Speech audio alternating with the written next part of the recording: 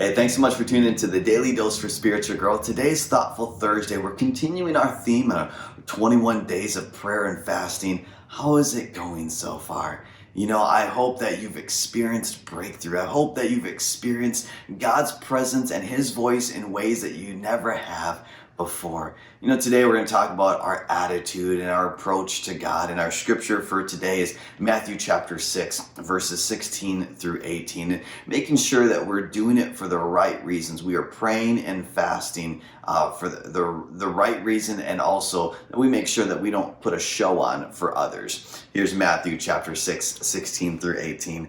When you fast, and that's what I absolutely love about God, and He doesn't candy coat it. He's expecting us to fast. And so maybe if you're fasting for the first time, congratulations.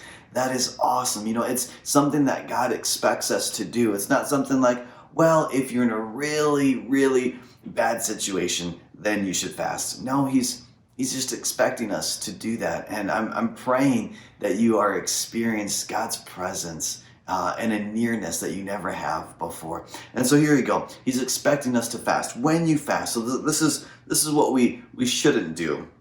Do not look somber as the hypocrites do, for they disfigure their faces to show others they are fasting. Truly, I tell you, they have received the reward in full.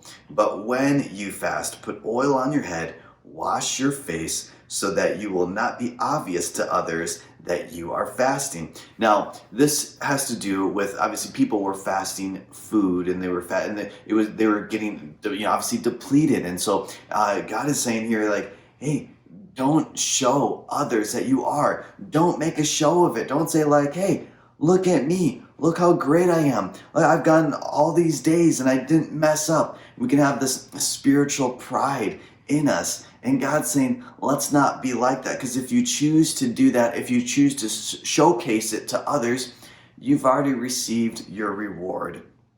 But when you fast, put oil on your head and wash your face, so that it will not be obvious to others that you are fasting, but only to your Father who is unseen, and your Father who sees what is done in secret will reward you. And that goes back to the heart of the matter. That goes back to our attitude. Why are we fasting?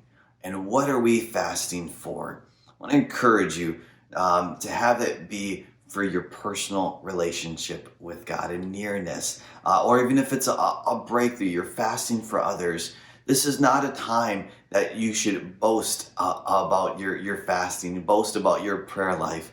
Do it for the Lord and not others. Hey, thanks so much for tuning in. Make sure you tune in tomorrow for the Daily Dose for Spiritual Growth.